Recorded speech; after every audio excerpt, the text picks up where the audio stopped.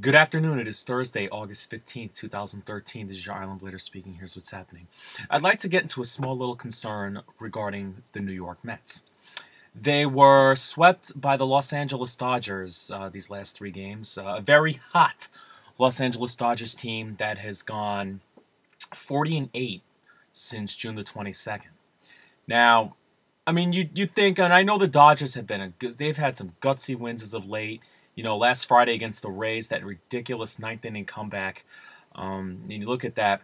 But, I mean, you look at this series with the Mets. I mean, you feel good.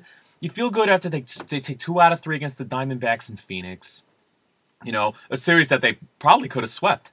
But, you know, I mean, you see this Wilmer Flores kid, like, playing ridiculous baseball, you know, on this road trip. And then, of course, he goes and gets hurt on Monday night. But, I mean, you look at this series, and you realize, you know, the Mets were swept, but they could have very well swept this series against the Dodgers, putting a halt to that little hot streak they've been putting up. And, sorry. I mean, the Mets led in all of these games. All 3 games, the Mets had the lead. They scored first. Wait, did they score first? Yeah, I believe they did score first. In all the games... I'm trying to think. Did the Mets score first in all the games? I want to say they did. I can't remember. They did. The Mets did score first in all 3 of these games. But, like, you know, it's... You look back at it, and it's like, you know, how do you... You're speechless. And then last night, you know, capped it all off. They had a 4-0 lead early. And then, you know, Dylan G's coasting. He gives up a couple of runs there in the 6th. Terry panics, takes G out of the game after the 6th. The bullpen's doing an efficient job all the way until the bottom of the 9th inning. LaTroy Hawkins comes in. You know, and Hawkins hasn't exactly, you know, been lights out as of late. But then he comes up, gives up a hit, nearly gets hit in the balls. He actually got hit in the groin. I mean, he took a couple pitches, you know, took Ramirez and said, look, I'm okay. Next thing you know, Andre Ethier, you know, can't stand the guy, you know, comes in and... You know, righty-lefty matchup, because you're counting on Hawkins to finish the game, you know, get the save.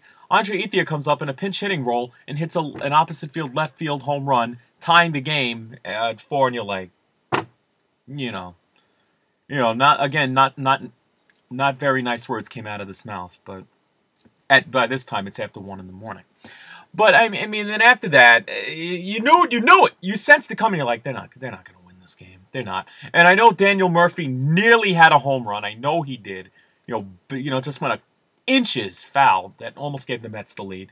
But then, you know, once again, and actually by this point, after the top of the 12th, I fell asleep. I fell asleep and woke up and saw that the Dodgers had won the game. And I'm like, are you kidding me? But then I sat there and I was there half asleep like, this ain't surprising. So the game ended well after 2 in the morning. And it was absurd. It really was just absurd. You know, typical Mets, you know, giving it up. You know, and as for, you know, Tuesday night, you know, I mean, I'll spare that game, you know, the game Harvey pitched.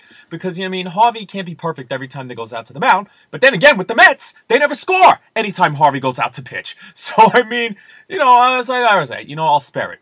They had a 2-0 lead on Monday night, gave it up late innings again. And, you know, an unnecessary sweep. The Mets should have very well won this series. They should have easily won it, even if it was 2 out of 3. I mean, the Mets came into this series 7 games below 500, and instead of being potentially 4 games below 500, they're now 10 games below 500. You know? I mean, it stings. It stinks. But then again, what does it matter with the National League this year? Because the same 5 teams have dominated the National League for most of the season. Okay? Atlanta, Pittsburgh, the Dodgers, Cincinnati, and St. Louis. They're the ones that are likely going to the playoffs. Who's the next threat? Arizona?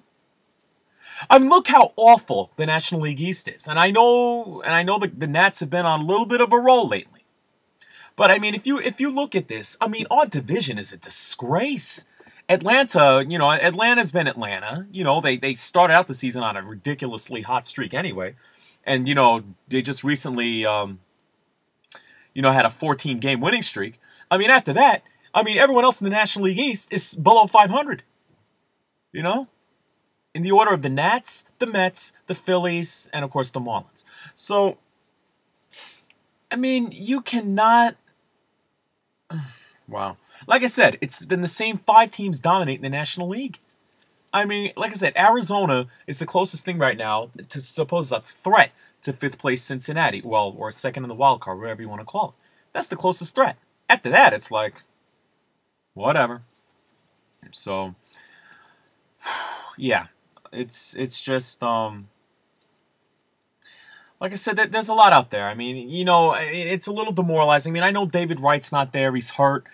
On disabled list and blah blah blah. 15-day disabled list, which is what knowing the Mets, it's gonna 15-day disabled list could equal 2-3 months. And we're in August. Don't be surprised if David Wright doesn't come back this season. Would you be surprised? I remember opening day this year, they introduced the training staff. Ray Ramirez got booed.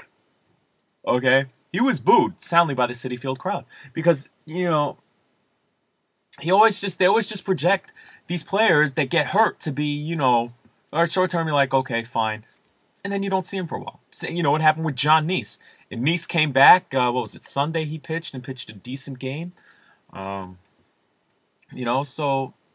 it's good to see Neese back, but then, but what can you say? It's a disgrace. It's an absolute disgrace. And now the Mets go to San Diego for a 4-game series. 5 games left on this road trip. They have to make a quick pit stop in Minnesota to make up a snowed out game back in April. But, San Diego, they can get hot. They can get mediocre. Again, they're another sub-500 team in a really crummy division in the National League West, where it's been, of course, the hot Dodgers, and then Arizona, and then, Colorado, San Diego, San Francisco, who've been wrestling for 3rd place in that division. So, I mean, what can you say? It's just, it would be nice to see the Mets make up some ground here. What does it matter at this point? Play out the string. I mean, look, I'm not going to, much as this, sweep by the Dodgers, doesn't feel really good. The Mets have been playing some competitive baseball as of late, and that you can be like, they're fighting these games. They're not out of it when they're losing. They're right there in it, playing competitive baseball. They don't lay down, so on and so forth. So, you got to prop them there. But the fact is, it's outscoring your opponent that counts, obviously. So, like I said, San Diego, they're not, outside of Will Venable, they really, really do not have that much power. Everth Cabrera, who I believe is their speedster, is suspended for the steroids use. So they don't have Everth Cabrera. But then after that, it's like, who is it, Jed Jorko? Okay, who's their ace pitcher over there? So, yeah. So, like I said, I don't know much about the Padres. It's a pitcher's ballpark, Petco Park, out there. So, so hopefully, with Zach Wheeler on the mound tonight. And Zach Wheeler seems to pitch a lot better away from Citi Field. He's been very consistent in the home games he's pitched. Taking, 90, 100 pitches, not even through 5 innings of baseball. But on the road, he looks great. His first start ever in the majors was on the road. Where have we seen him pitch well? San Francisco was one. Chicago White Sox was another. He has pitched better away from home. For some reason. But then again, the Mets have, one of the worst home records in the league anyway, so it doesn't matter. They seem to play their better baseball when they're not at Citi Field. So, I don't know why. Usually your home record's supposed to be better than your road record. But, be that as it may. Anyway, so Mets and Padres tonight, tomorrow, Saturday, Sunday, and then Minnesota on Monday before finally coming home for the Braves. All right, so let's see what happens here. No more disgraceful ways to lose. Let's just win. Play out the string, play some good baseball, competitive baseball, as the way they've been playing. They didn't, lay down versus this hot Dodgers team. They gave them a run there. But the Dodgers, the Dodgers. They're, like I said, 40-8 since June 22nd. That's pretty impressive. So, the Dodgers found ways to win. But, though, when it's your team screwing it up, it's like, how do you lose? You lost this baseball game. So, so the Dodgers fans could see it as, oh, we don't quit. But we as Met fans, of course, think the negative, like, how do you blow it? This is the typical Mets, blowing games away, blowing the games, blah, blah, blah. You know, it doesn't matter who you face. You know, I don't care who we face. I don't care if the opposition's been the way they've been. You know, you had chances to win and you blew it. Anyway, with that said, this is your Island Blader speaking. Deuces.